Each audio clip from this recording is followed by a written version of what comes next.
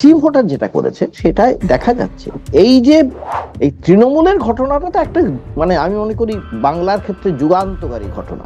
তারা শেষ দিন পর্যন্ত ক্ষমতা ভোগ করেছে, ক্ষমতা দখল করেছে। তারা যে কথাটা বলছে, এই কথার মধ্যে যে খুব মানে যুক্তি নেই তা আমি বলছি না। ভয় এবং লোভ এই দুটো কোত্থেকে আসে? অখিলেশ যাদবের যে দলটা ভেঙে যাওয়ার কথা বলা হচ্ছে উত্তরপ্রদেশে এই নির্বাচনের আগে, তারাও দীর্ঘদিন ধরে ক্ষমতায় নেই। হুম। হ্যাঁ। তো হ্যাঁ, সেক্ষেত্রে এটা এটা আপনার কি মনে হয় এরকম সেক্ষেত্রে কি এই ভয় থিওরিটা খুব কাজ করে? তারা তো দুর্নীতি করার সুযোগ এখনো পায়নি সেইভাবে। একটা জিনিস মাথায় থাকে বেশিরভাগ মানুষের, যে এরা যদি চলে যায়, অন্যরা যদি আসে, তাহলে আমার একটা লাভ হবে। এটা একটা তাদের মাথায় কাজ করে। কথাটার মধ্যে কোথাও একটা যুক্তি আছে। সেই যুক্তিটা কি বিজেপির মধ্যে কাজ করছে না? আমার মনে হয় অবশ্যই করছে। অ্যাট প্রেজেন্ট আমরা যাদের দেখছি, তাদের উপরে কোনো ভরসা রাখা খুব কঠিন। তুমি যেটা বলতে চাইছো সেটা ঠিকই, কারণ তারা তো সেইটাকে কংগ্রেসের পক্ষে একটা বড় সুযোগ এনে দিল না বিজেপি? এই জিনিসটা কিন্তু পছন্দ করছেন না অধিকাংশ মানুষ, সে যে দলেরই হোক। বা তারা যখন তাদের ভোটার তাদের কেন্দ্রে যাবেন, তাদের তাদের মানুষ কিভাবে তাদেরকে অভ্যর্থনা জানাবে?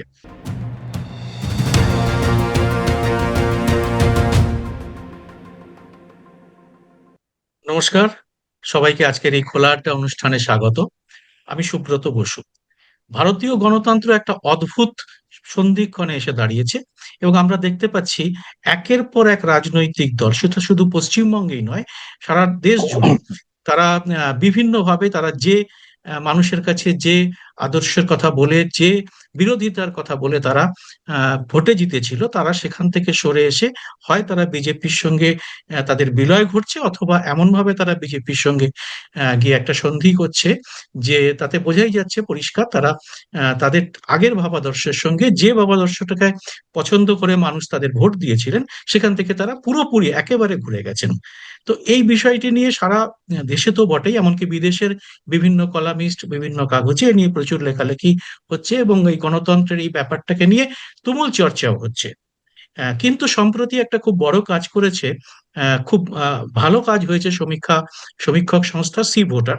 তারা একটি সমীক্ষা করেছে ভারতীয়দের মধ্যে সমস্ত রাজ্যের, যদিও নমুনার সংখ্যা খুবই কম, কিন্তু সারা ভারতের বিভিন্ন শ্রেণীর বিভিন্ন লোকের কাছ থেকে তারা এই বিষয়ে মতামত নিয়েছে যে তারা কিভাবে এটাকে দেখছেন। এবং সেই মতামতের মধ্যে শুধু যে বিজেপি বা এনডিএর সমর্থক আছে তা নয়, তারা ইন্ডিয়া জোটের সমর্থকদের সঙ্গে কথা বলেছে এবং বিজেপি সমর্থকদের সঙ্গেও কথা বলেছে।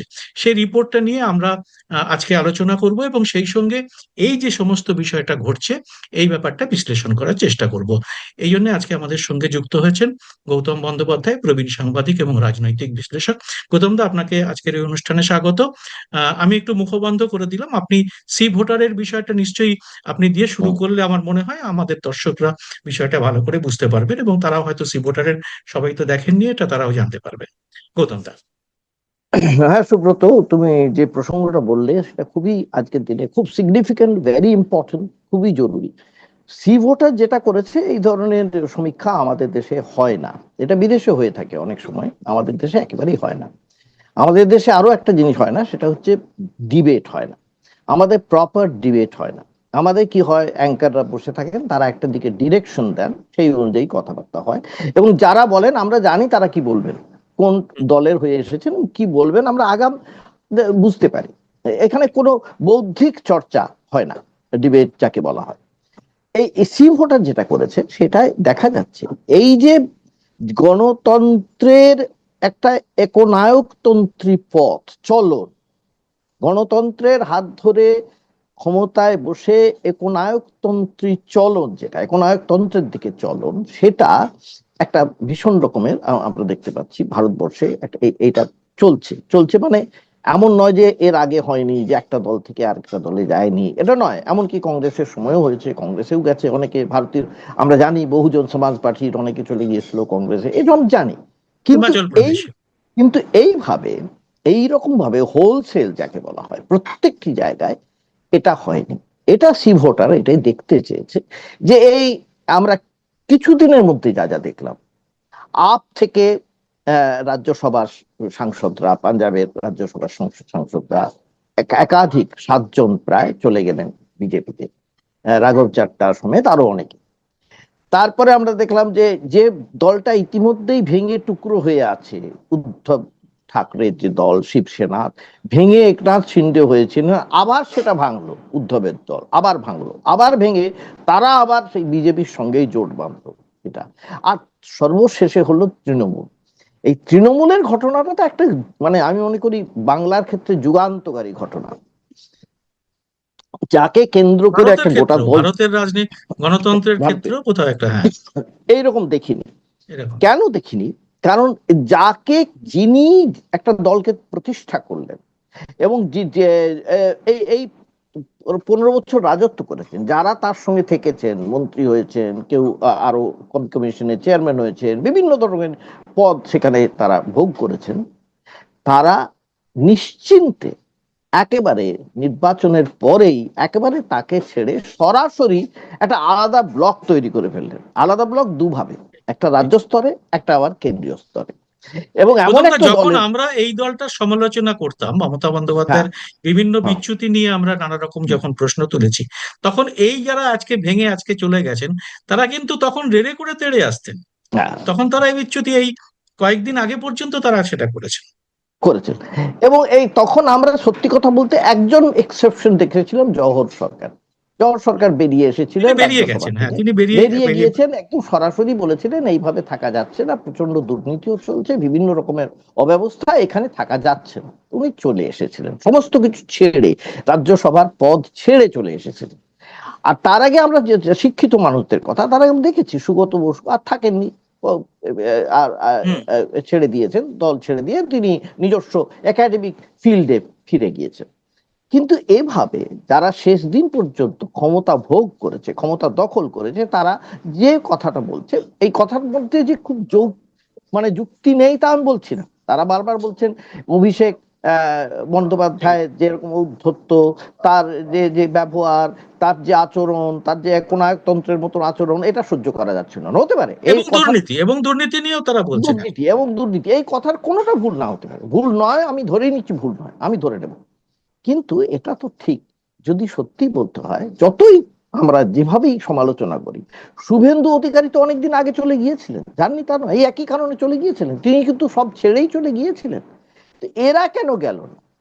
এরা কেউ জাননি, এরা ক্ষমতার লোভে পড়ে থেকেছেন, শেষ দিন পর্যন্ত পড়ে থেকেছেন।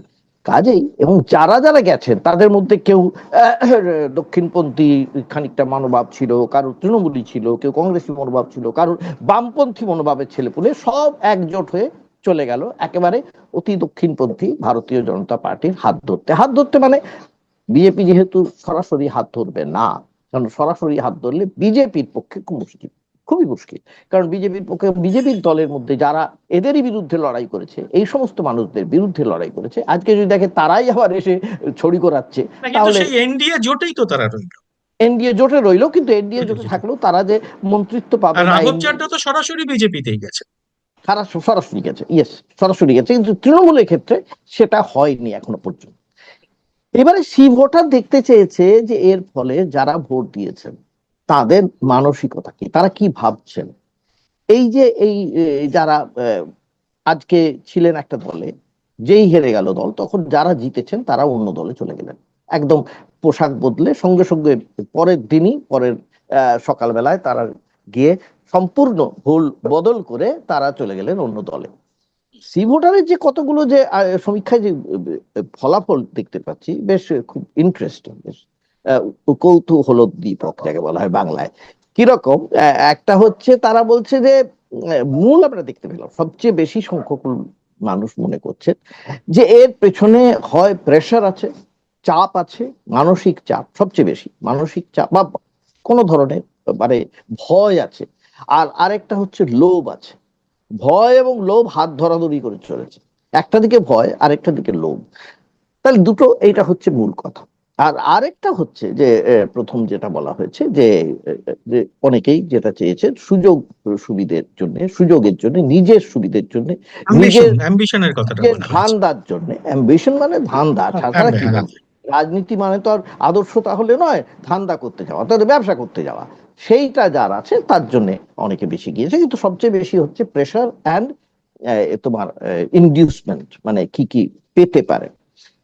ভয় এবং লোভ এই দুটো কোত্থেকে আসে? এই দুটোই কিন্তু আসে আমার ভেতরে যদি কোনো দুর্নীতির সত্তা, দুর্নীতিগ্রস্ত কিন্তু সত্তা আমার মধ্যে থাকে, তাহলে কিন্তু এই জিনিস দুটো খুব বেশি রকম আসে। একটা থাকে ভয়, কিসের ভয়? আমি এতদিন ক্ষমতা ভোগ করেছি, এই যে ক্ষমতা ভোগ করেছি তার মধ্যে অনেক অনাচার হয়তো করেছি, অবিচার করেছি, অনেক অনেক কিছু এমন কাজ করেছি যে কাজগুলো করা আমার উচিত ছিল না, খুবই অন্যায় কাজ করেছি। কাজেই সেটা যখনই আমার চোখের সামনে ঝুলিয়ে দেওয়া হবে, আমাকে ভয়ে তখন বলতে হবে ঠিক আছে বাবা, আমি তোমার আশ্রয় প্রার্থী। আর আরেকটা থাকবে তার সঙ্গে, তুমি আমার কাছে এলে আমি তোমাকে বাঁচাবো শুধু না, তোমাকে সমস্ত পাপ থেকে মুক্তি দেব এবং তোমাকে এই এই সুবিধে দেবো। হ্যাঁ, তাই গৌতম না? দা, আমি একটু আপনাকে ইন্টারাপ্ট করছি এইখানে। হুম। যে রাঘব চাড্ডার যে মানে চলে যাওয়া, হুম। তারা তো ক্ষমতায় তখন ছিল, এখন ছিল না, হ্যাঁ। প্রায় অনেকদিন হ্যাঁ। ধরেই রয়েছে। হুম। আর অখিলেশ যাদবের যে দলটা ভেঙে যাওয়ার কথা বলা হচ্ছে হুম। উত্তরপ্রদেশে এই নির্বাচনের আগে, তারাও দীর্ঘদিন ধরে ক্ষমতায় নেই। হুম। হ্যাঁ। তো হ্যাঁ। সেক্ষেত্রে এটা এটা আপনার কি মনে হয় এরকম, সেক্ষেত্রে কি এই ভয় থিওরিটা খুব কাজ করে? কারণ তারা তো দুর্নীতি করার সুযোগ এখনো পায়নি সেইভাবে। না, তোমার যেটা মনে হচ্ছে সেটা পায়নি, কিন্তু হয় কি আমি দেখেছি, ক্ষমতায় থাকলে যদি কেউ রাজনীতি যারা করে, আজকাল যারা রাজনীতি করেন অনেক দিন ধরেই করেন, তাদের মূলত আমাদের দেশে বিশেষ করে হয়ে গেছে তারা ক্ষমতার জন্য করেন, ক্ষমতার লোভ। আর ক্ষমতা থাকলে যা যা অনুষঙ্গ, ক্ষমতার অনুষঙ্গ যা যা আসে সেগুলো চলে আসে। ক্ষমতার অনুষঙ্গের মধ্যে অর্থ আছে এবং সমৃদ্ধি আছে, আমার পরিবার আছে, সমস্ত কিছু অনেক কিছু আছে, আমরা জানি সেটা। এই যে অনুষঙ্গগুলো, এর যে লোভ, এই যে মোহ, এটা এটা তো ত্যাগ করা খুব কঠিন, খুবই কঠিন। যার থেকে সমস্ত দুর্নীতিগুলো, আবার দুর্নীতি আসতে থাকে ক্ষমতার সঙ্গে। দুর্নীতির একটা খুব অঙ্গাঙ্গী সম্পর্ক আছে। যদি কেউ মনে করে আমি ক্ষমতাকে ব্যবহার করে দুর্নীতি করব, করতেই পারে, সেটাই তো করে। ঠিক। এই যে আমার মধ্যে একটা লোভ আছে, আমি ক্ষমতায় ছিলাম, ধরা যাক সমাজবাদী পার্টি, সে দেখেছে যে তারা যখন ক্ষমতায় ছিল তাদের কিরকম ভাবে তারা ভোগ করেছে। এই যে ভোগ করেছে সেটা তো পাচ্ছি না, এই যে পাচ্ছি না, এটা ভয়ঙ্কর রকমের ভেতরে ভেতরে মানসিক একটা চাপ তৈরি করে। আমার মনের মধ্যে সবসময় মনে হয় এরপরে কি হবে, আমি তো এরপরে পাবো না, তারপরে কি হবে, আমি তো রাজনীতি করতে এসেছি। যেটা এক্স্যাক্টলি, যেটা আমাদের আমাদের সুস্মিতা দেব সরাসরি উত্তর দিয়েছে যে আমি তো রাজনীতি করতে এসে, যে বলতে গেলে উনি যেটা বলেন আমি পেশাদার রাজনীতিক, এরকম ধরনের একটা কথা বলে এক্স্যাক্টলি, দিয়েছেন। এক্স্যাক্টলি। কাজে আমি চলে গিয়েছি হিমন্ত বিশ্ব শর্মার কাছে, চলে গিয়েছি, কালকে হিমন্ত বিশ্ব শর্মার কাছে বাদ দাও, অন্য জায়গায় চলে যাব, এটা বলেছেন। কিন্তু এইটাই এখনকার যে রাজনীতিকদের একটা বিশাল অংশ, সিংহভাগ এইটা করছেন, করছে না তা তো নয়, করছেন। এবারে এইটা কিন্তু আলটিমেটলি, তার আমি যেটা এই সি ভোটারে যেটা দেখা যাচ্ছে, এই জিনিসটা কিন্তু পছন্দ করছেন না অধিকাংশ মানুষ, সে যে দলেরই হোক, সেই দলেরই হোক কিংবা বিরোধী দলের হোক। এই ঘটনাটা, মানে এই যারা যারা বিজেপি বা এনডিএ সমর্থক তারাও এটাকে তারাও পছন্দ করছেন না। তারা করছেন একটু না। অন্যভাবে বিষয়টিকে দেখছেন, তারা বলছেন হ্যাঁ। যে হ্যাঁ। এরা হ্যাঁ। পার্সোনাল অ্যাম্বিশনে চলে আসছে। হ্যাঁ, চলে হ্যাঁ, এসেছে। চলে হ্যাঁ। আসছে। তারা সেক্ষেত্রে বিজেপিকে অভিযুক্ত করছে না, কিন্তু তারা বলছে যে এদের প্রতি তাদের কোনো রকম কোনো আস্থা নেই হ্যাঁ। এবং হ্যাঁ। এটা ঠিক কাজ করছে না এরা, এটা হ্যাঁ। এনডিএ হ্যাঁ। সমর্থকরা বলছে। আর তারা দোষ ইন্ডিয়া জোটের হ্যাঁ। যারা রয়েছে তারা হ্যাঁ। তো বলছে পরিষ্কার যে এটা একদম প্রেসারে বিভিন্ন রকম, যেটা আপনি হুম। বললেন, ভয়, লোভ, হুম। নানা হুম। রকম থেকে আসছে। হ্যাঁ, এটা তো এক্ষেত্রে তো, কিন্তু আমার আমার মনে হয় যে এই যে সমস্ত লোক যাদের পছন্দ করছেন না যাদের, তারা হুম। তাদের নিজের কেন্দ্রে এর পরের ভোটে কি গিয়ে বলবেন, বা হুম। তারা যখন তাদের ভোটার তাদের কেন্দ্রে যাবেন, তাদের তাদের মানুষ কিভাবে তাদেরকে অভ্যর্থনা জানাবে। এই যে এই যে আমরা যে দেখতে পাচ্ছি, আমাদের রাজ্যে দেখতে পাচ্ছি, হ্যাঁ। এটা আপনার কি এবারে মনে দেখো, এইটা সুব্রত, এটা আমিও দেখেছি। একটা ইন্ডিভিজুয়াল ভোটার কিভাবে ভোটের দিন ভোটটা দেন, সেটা কিন্তু একেবারে যাকে এইটা নিয়ে খুব বড় রকমের সমীক্ষা বা মনোসমীক্ষক আমাদের দেশে কোনো রকমের সেই ধরনের কাজ আমাদের তো হয় না, হওয়া উচিত ছিল। একটা গণতান্ত্রিক দেশে এটা এটা বিরাট কাজ হতে পারতো, কোনো ইউনিভার্সিটিতে একটা ভালো রকমের রিসার্চ ওয়ার্ক হতে পারতো, হয়নি কেন? কিন্তু আমরা যেটা মোটামুটি আমরা জানতে পারি আমাদের গ্রাউন্ড লেভেল থেকে, ফিল্ড ওয়ার্ক থেকে যেটা জানতে পারি, কথা বলে বুঝতে পারি, কিছু কিছু মানুষের বহু, মানে কি হয়, প্রথমত তারা একটা বহু সময়ে যারা আহ সমাজে যে জিনিসটা বেশি প্রচারিত হয় তাতে অনেকেই সেই দিকে ঢলে পড়ে, এটা একটা হয়। আরেকটা জিনিস হয় যে একটা যে দল আছে তার বিরুদ্ধে, যে একটা সরকার বিরোধিতা যাকে আমরা বলি, সেই ধরনের একটা মানসিকতা তৈরি হতে পারে। কিন্তু একটা জিনিস মাথায় থাকে বেশিরভাগ মানুষের, যে এরা যদি চলে যায়, অন্যরা যদি আসে, তাহলে আমার একটা লাভ হবে। এটা একটা তাদের মাথায় কাজ করে। আমার লাভ হবে ব্যক্তিগতভাবে, কি লাভ হবে সেটার হিসেব করতে তাদের হয়তো হিসেব করছে। কেউ বলবে যে আমার লাভ হবে এই জন্য যে আমি একজন সনাতনী হিন্দু, আমার যে যে আমার যে যে যে সত্তা, সেই সত্তাটা আরো বেশি প্রস্ফুটিত হবে। কেউ কেউ মনে করে আমার টাকা বেশি হবে, কেউ কেউ মনে করে আমার চাকরি হবে, কেউ কেউ মনে করে আমার পরিবারের যে লোকেরা তাদের তাদের আরো ভালো হবে। এই সমস্ত এই ধরনের বিভিন্ন জিনিস কিন্তু কাজ করে ভোটের দিন। আর উল্টো দিকে যারা সরকারে থাকে, সেই সরকার যদি সঠিকভাবে কাজ না করে, এবং তাদের এই যে এত দুর্নীতি যদি না থাকে, এত ঔদ্ধত্য যদি না থাকে, সরকার বিরোধিতার জায়গাটা কম হয়, তাহলে কিন্তু ফলাফল অন্যরকম হতে পারে। আমরা দেখেছি, আমরা জানিও। এমনকি এখানে বামেরা 34 বছর রাজত্ব শুধু করেনি, যতই মুখে বলি আমরা যে ওরা ভোট কারচুপি করে জিতেছে। দেখো, ভোট কারচুপি করেও, এটাও আমি জানি, তুমি কি হয়, পাশ করা যায়, কিন্তু ফার্স্ট হওয়া যায় না, খুব দুশো কঠিন। পঁয়ত্রিশটা আসন কি করে পাওয়া যায়? হ্যাঁ, পাওয়া যায় না। কাজে এখানে তৃণমূলও তাই হয়েছে। প্রথম দুটো টার্মই আমরা খুব ভালোভাবে দেখেছি কিরকম ভাবে জিতেছে, খুবই ভালোভাবে জিতেছে, অনেক কিছু ফ্যাক্টর ছিল সেখানে। কিন্তু এবারে পরের বারে যেটা হলো, ওই যে বললাম, একাধিক ফ্যাক্টর কাজ করে। কিন্তু তুমি যেটা বলি, এইটা আমি সারা ভারতবর্ষের তুমি যদি দেখো প্যান ইন্ডিয়ান, তাহলে চিত্রটা বুঝতে পারবো না। হিমাচল প্রদেশে কংগ্রেস থেকে বেরিয়ে বিজেপিতে গিয়েছিল, তারা সব হেরে গিয়েছিল, আমরা জানি, হেরে গিয়েছিল ভোটে। কিন্তু আবার দেখো, কংগ্রেস থেকে বেরিয়ে রিজাইন করে জ্যোতিরাদিত্য সিন্ধিয়ারা সবাই গিয়ে বিজেপির হয়ে দাঁড়িয়ে জিতে গেলেন, সবাই জিতে গেলেন। কাজে এটা এটা এটা এটা এটা খুবই ভ্যারি করে। এই যে সিন্ধে, একনাথ সিন্ধে বেরিয়ে চলে গেলেন, বিজেপির সঙ্গে গেলেন, বিজেপির সঙ্গে আছেন।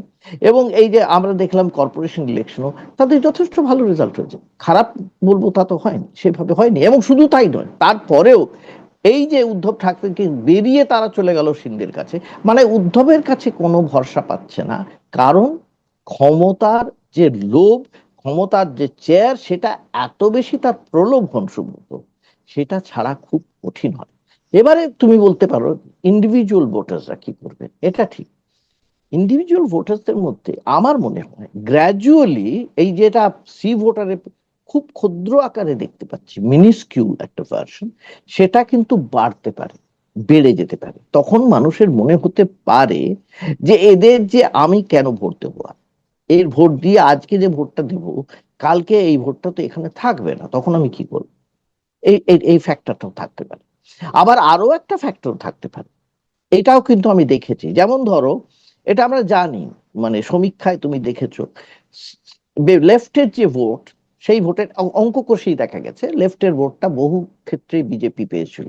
কারণ এই মমতা বন্দ্যোপাধ্যায় এবং তৃণমূল সরকার লেফটের উপরে, লেফট এবং তাদের এই দোজ পার্টিস, অ্যালায়েড পার্টিস, তাদের উপরে এই তৃণমূলের ছেলেপুলেরা এত এত অন্যায়, এত অত্যাচার, এত অবিচার করেছে, সাংঘাতিক মারমুখী হয়েছে, বিভিন্ন কাণ্ড করেছে, আমরা জানি সেটা। পঞ্চায়েত ভোটে ভোট দিতে দেয়নি, বের করে দেওয়া হয়েছে, অনেক কিছু করা হয়েছে। তাদের যাবে কোথায়? তখন মনে হয়েছে অল্টারনেটিভ হিসেবে আরেকটা শক্তি, এই শক্তিটাকে দিয়ে বোধহয় বেটার হয়। এইটা হয়েছে। কাজে একটা ফ্যাক্টর দিয়ে খুব একটা বোঝা যাবে না। তবে যদি ভবিষ্যতে দেখা যায় যে কারেন্ট ডিসপেন্সেশন হেরে গেল সব জায়গাতে, যেখানে দেখছি যারা এইরকম ভাবে ভোট নিয়ে জিতছে, ভবিষ্যতে দেখা গেলো হেরে গেল, এবং যদি ভবিষ্যতে অন্য আহ, দল কেউ আসেও, তাদের একটা জিনিস নিয়ে ভাবতে হবে, এই দলত্যাগ বিরোধী আইনটাকে খুব ভালোভাবে, নতুন ভাবে, ছোকে নতুন ভাবে তৈরি করতে হবে। সেটা যদি না করা যায়, তাহলে কিন্তু দেশটা সেই মনে হচ্ছে যেন গণতন্ত্রটাকে নিলামে ছড়িয়ে দেওয়া হচ্ছে। এইটাই খুব দুর্ভাগ্যজনক।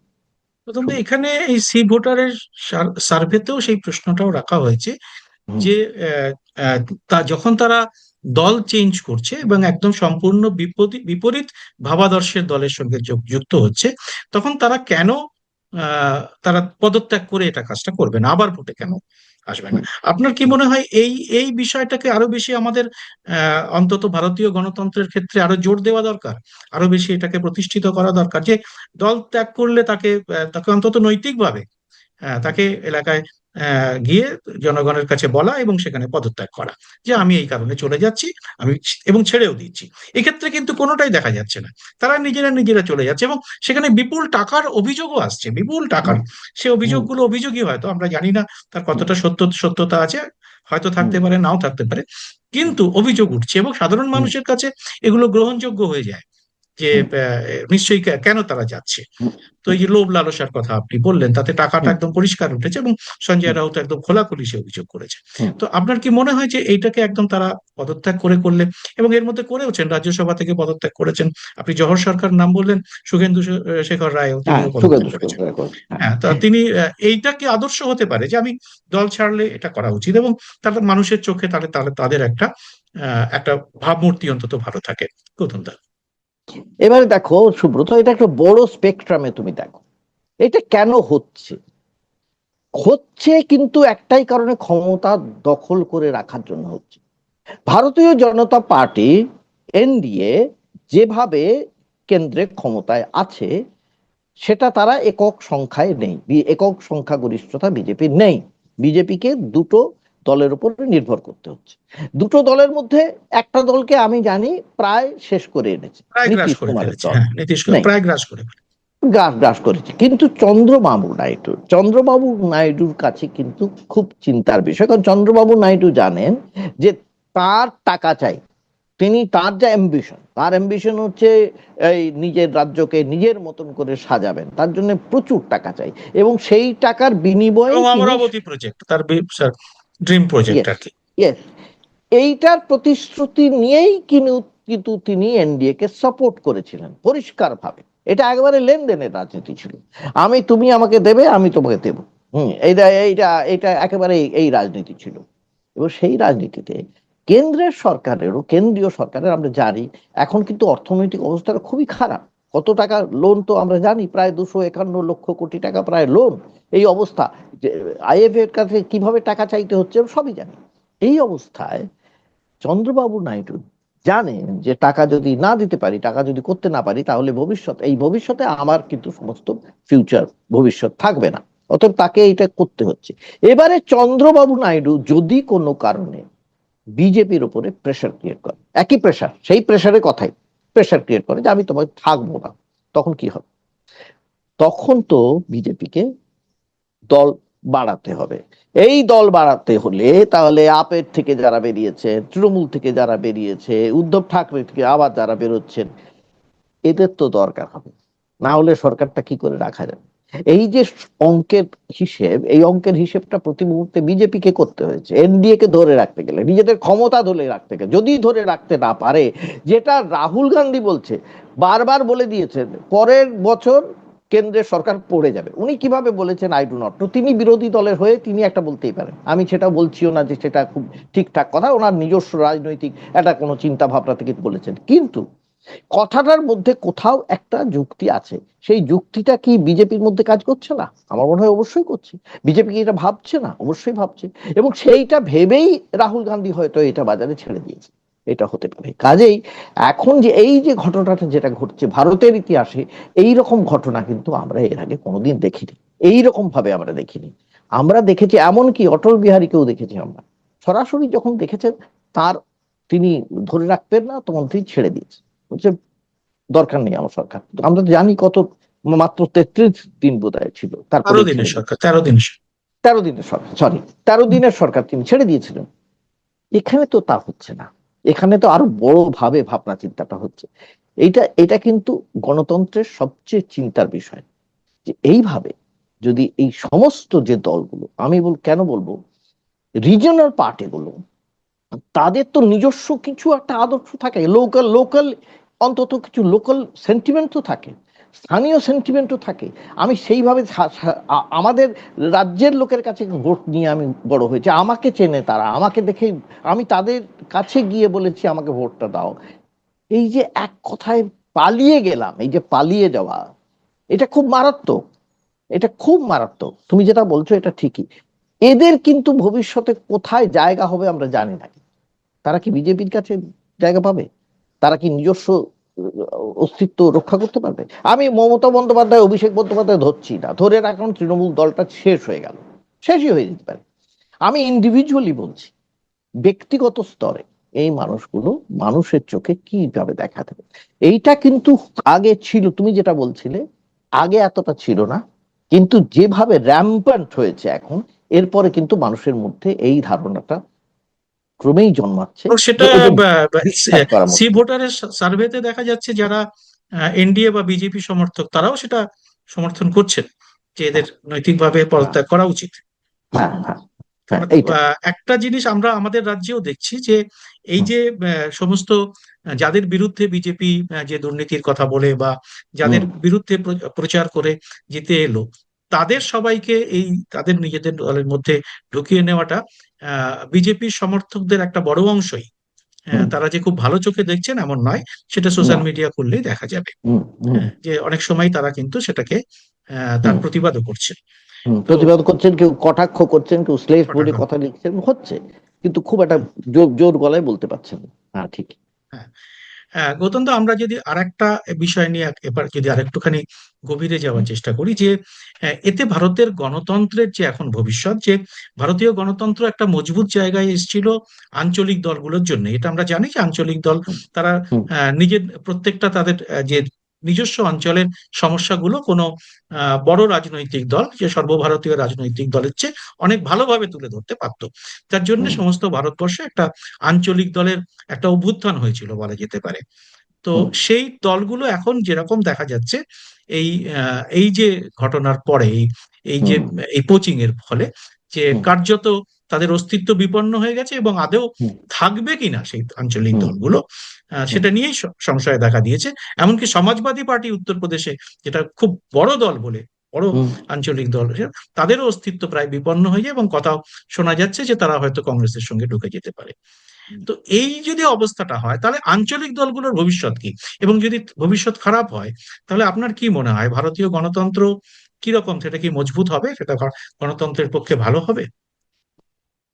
দেখো, আমি তো মনে করি যে ভারতীয় গণতন্ত্র, এটা এটা বহুদিন আগে রামচন্দ্র গুহা লিখেছিলেন তার বইয়ে, যে ভারতের গণতন্ত্রটা এত ভাইব্রেন্ট হয়েছে, ভাইব্রেন্ট ডেমোক্রেসি হয়েছে, যার জন্য একজন অত্যন্ত মানে দলিত মহিলাও তিনি স্বপ্ন দেখতে পারেন যে তিনি একটি রাজ্যের মুখ্যমন্ত্রী হবেন। তখন হয়েছিলেন আমাদের মায়াবতী, এটা বলেছিলেন। সেইটা তুমি যেটা বলছো, সেই স্বপ্নটা ভেঙে যাচ্ছে, চুরমার হয়ে যাচ্ছে, ধূলিসাৎ হয়ে যাচ্ছে 100 বার, এটা খুব খাঁটি কথা।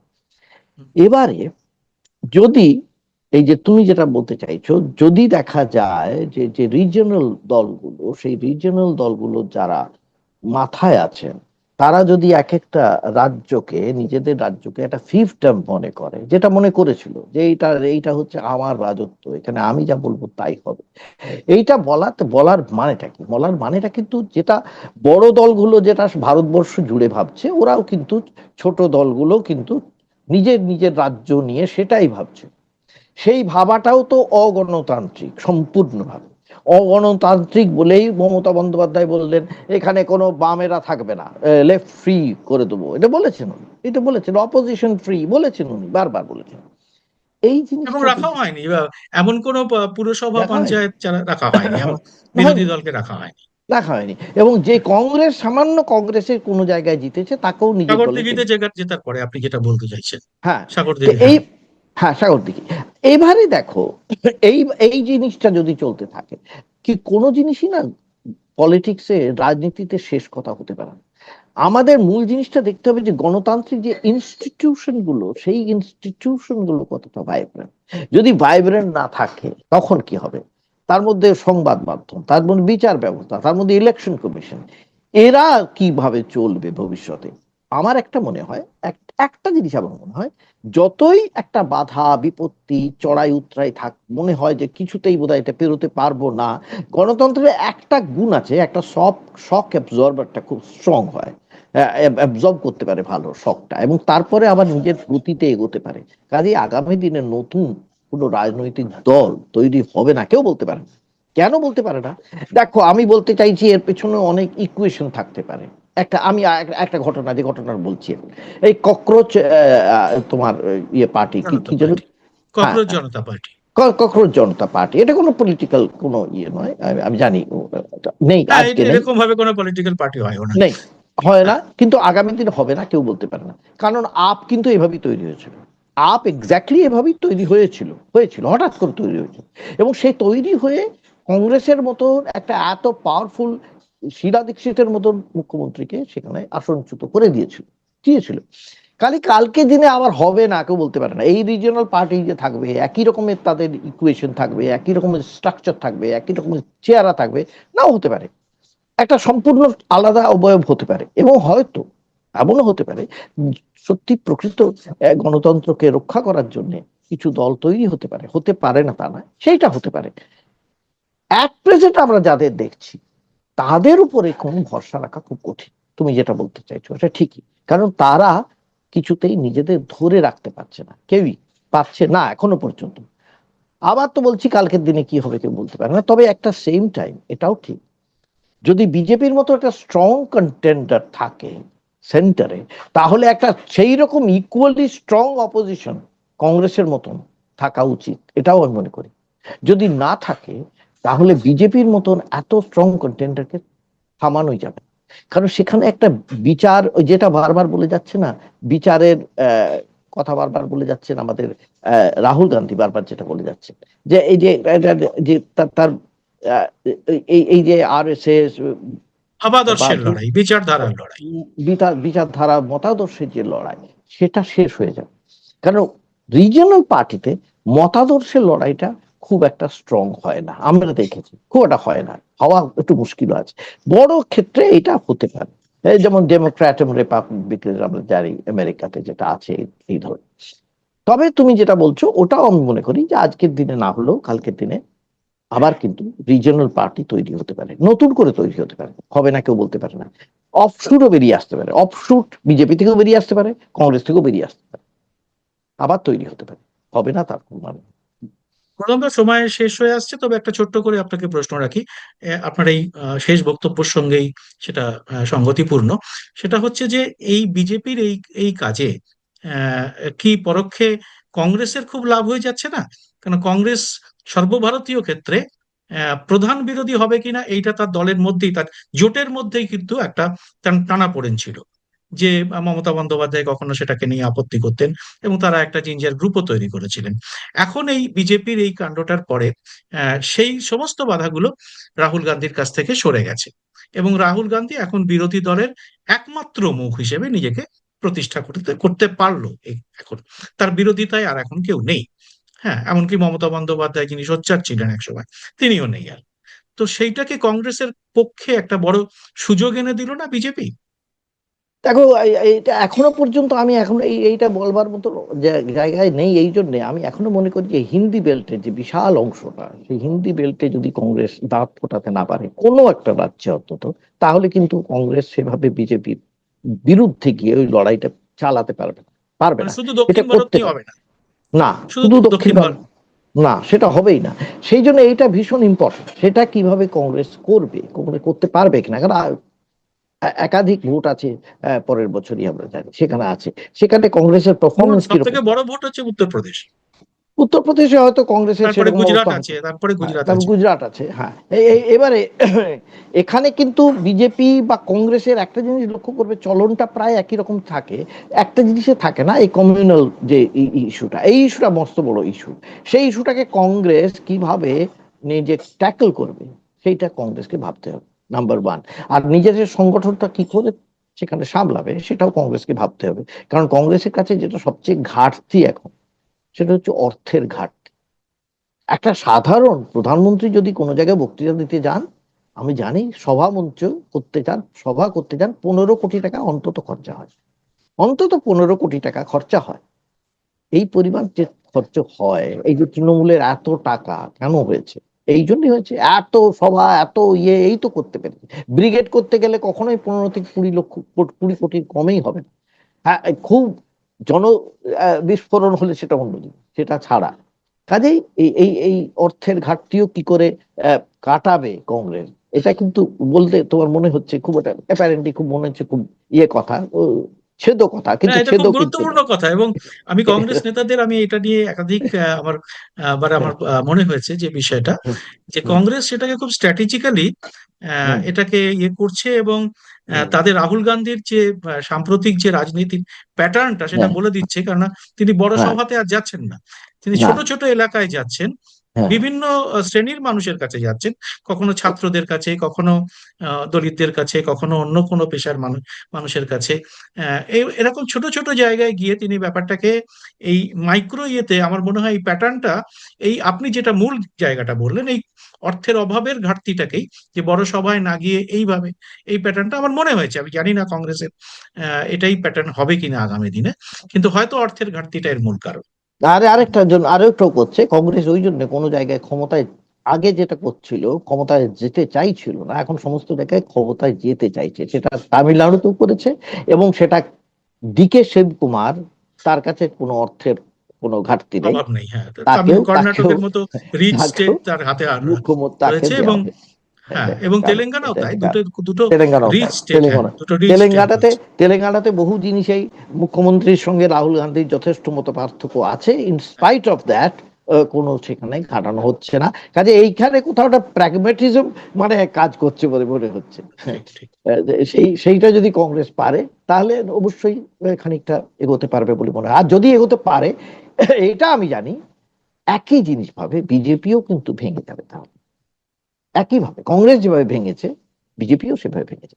বিজেপিকেও ধরে রাখতে পারে না। ওই আদর্শ দিয়ে ওই রকম ধরে রাখা যায় না, আমি দেখেছি। ওটা খুব মুশকিল। ওটা মুখে বলা যায়, জোর করে চাপানো যায়, ধরে রাখা যায় না। ইউএসএসআর কেও ধরে রাখতে পারা যায়নি, এই যে আদর্শ দিয়ে ধরে রাখা যায়নি, কখনো যায় না, আমি দেখেছি। সেই। ধন্যবাদ গৌতম দা, খুব সুন্দর আজকে একটা, আমরা খুব একটা ভাইব্রেন্ট আলোচনা হলো আমার মনে হয়। তো আমার মনে হয় যে সমস্ত দর্শকরা আজকে আমাদের সঙ্গে থাকলেন, তাদের সবাইকে আমার অনুরোধ যে আপনারা অবশ্যই আপনাদের যা মতামত, আপনাদের যা ভাবনা, অবশ্যই আপনারা কমেন্ট বক্সে লিখে আমাদের জানাবেন। এবং সেই সঙ্গে আমাদের এই চ্যানেল, আমার চ্যানেল এবং গৌতম ব্যানার্জি অফিসিয়াল, এই চ্যানেল দুটি আপনারা অবশ্যই কিন্তু সাবস্ক্রাইব করে নোটিফিকেশন বেলটি চালু করে রাখলে আমাদের কিন্তু উৎসাহ এবং শক্তি দুটোই বাড়বে। গৌতম দা, আপনাকে আবার ধন্যবাদ, এবং যারা আমাদের সঙ্গে থাকলেন তাদের সবাইকে ধন্যবাদ। স্বাধীন সাংবাদিকতার পাশে দাঁড়াতে এবং আমার প্রতিটি ভিডিও সবার আগে পেতে মাসে মাত্র 59 টাকা দিয়ে চ্যানেলের মেম্বারশিপ নিতে পারেন। চ্যানেলটি খুলে জয়েন শব্দটিতে ক্লিক করে যে কোনো দেশ থেকেই খুব সহজেই এ কাজ করা যায়। চ্যানেলটি ভালো না লাগলে সহজে মেম্বারশিপ ছেড়েও দিতে পারবেন। যারা এর মধ্যেই মেম্বারশিপ নিয়েছেন তাদের অনেক অনেক ধন্যবাদ। আপনাদের জন্য আলাদা করে ভিডিও তৈরির কাজও খুব শীঘ্রই শুরু করা হবে।